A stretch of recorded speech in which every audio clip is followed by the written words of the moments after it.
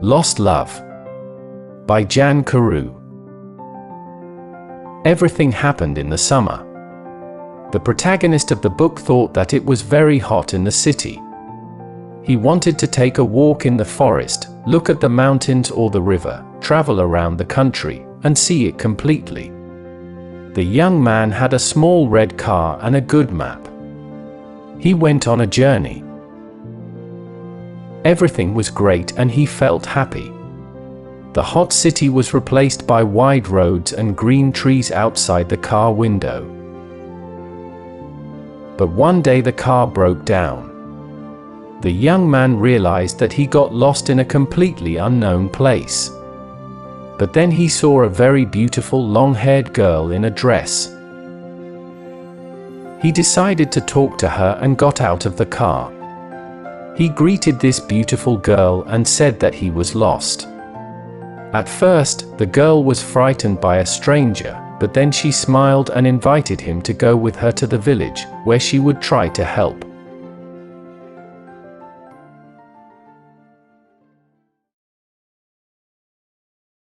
These things happened to me nearly 10 years ago. I lived in a city, but the city was hot in summer. I wanted to see the country. I wanted to walk in the woods and see green trees. I had a little red car, and I had a map too. I drove all night out into the country. I was happy in my car. We had a very good summer that year. The country was very pretty in the early morning. The sun was hot, and the sky was blue. I heard the birds in the trees. And then, my car stopped suddenly. What's wrong? I thought. Oh dear, I haven't got any petrol. Now I'll have to walk. I'll have to find a town and buy some petrol. But where am I? I looked at the map. I wasn't near a town. I was lost in the country. And then I saw the girl. She walked down the road with flowers in her hand. She wore a long dress, and her hair was long too. It was long and black, and it shone in the sun. She was very pretty. I wanted to speak to her, so I got out of the car. "Hello," I said. "I'm lost. Where am I?" She looked afraid, so I spoke quietly. "I haven't got any petrol," I said. "Where can I find some?" Her blue eyes looked at me, and she smiled. She's a very pretty girl, I thought. "I do not know," she said. "Come with me to the village. Perhaps we can help you." I went with her happily, and we walked a long way. There isn't a village on the map, I thought. Perhaps it's a very small village. There was a village, and it was old and pretty. The houses were black and white and very small.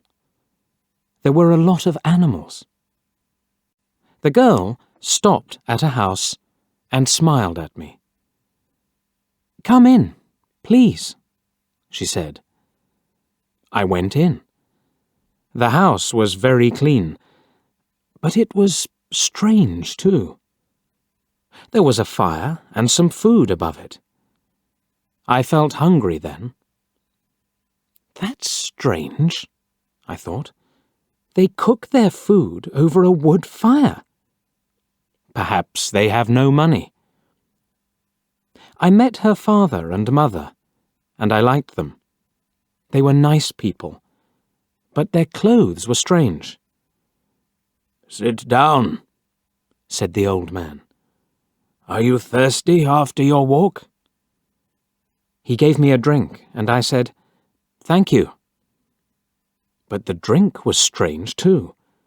It was dark brown and very strong. I didn't understand, but I was happy there. I asked about petrol, but the old man didn't understand. "Petrol?" he asked. "What is that?" This is strange, I thought. Then I asked, "Do you walk everywhere?" The old man smiled. "Oh, no. We use horses," he said. Horses, I thought. Horses are very slow. Why don't they have cars? But I didn't say that to the old man. I felt happy there. I stayed all day, and I ate dinner with them that evening. Then the girl and I went out into the garden. The girl's name was Mary. "This is nice," she said. "We like having visitors. We do not see many people here." We spoke happily. She was very beautiful. But after a time, she began to talk quietly, and her face was sad. "Why are you sad?" I asked her. "I cannot tell you," she said. "You are only a visitor here. We have to say goodbye tonight. You have to go now." I didn't understand. I loved her, I knew that, and I wanted to help her. Why did I have to go? But Mary said again in a sad voice, "You have to go. It is dangerous here." So I said, "I'll go to the next town and find some petrol. Then I'll come back." She didn't speak. "I love you, Mary," I said, "and I'll come back to you. You won't stop me." She said goodbye to me at the door. Her face was very sad, and I was sad too. I didn't want to go. It was midnight. The night was very dark, but I walked and walked. I was very tired when I saw the lights of a town. I found some petrol, and then I asked the name of the village. But the man at the garage gave me a strange look. "What village?" he asked. I told him about the village. I told him about the old houses and the people with strange clothes. Again, he gave me a strange look. He thought, and then he said, "There was a village there, but it isn't there now. There are stories about it. Strange stories." "What do people say about it?" I asked. He didn't want to tell me, but then he said, "There was a big fire in the village. Everybody died. There aren't any people or houses there now." "How did it happen?" I asked. "And why?" "Oliver Cromwell killed them," he said. "He was angry with the villagers because they helped the king in the war." I couldn't speak. This isn't right, I thought. That war happened 350 years ago. Then I remembered the strange clothes, the long hair, the food over the fire, and the old houses. And I remembered, too, about the horses. "But I don't understand," I cried. "I saw the people and the village. I spoke to some people there." The man looked quickly at me, and then he spoke. "There's an interesting story about the village. For one day, every 10 years, it lives again. But only for one day. Then it goes away again for another 10 years.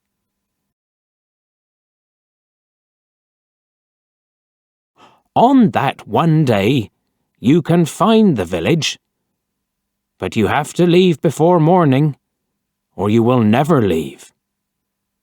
Can this be right? I thought. Perhaps it was. Mary said, "You have to go." She loved me, but she said, "We have to say goodbye." She was afraid for me. Now I understand, I thought. I went back to the village, but it wasn't there. I looked again and again, but I couldn't find it. I saw only flowers and trees. I heard only the sound of the birds and the wind. I was very sad. I sat down on the ground and cried. I will never forget that day. I remember Mary, and I will always love her. Now, I only have to wait 2 months. The village will come back again. On the right day, I will go back. I will find her again, my love with the long black hair. And this time, I will not leave before morning. I will stay with her.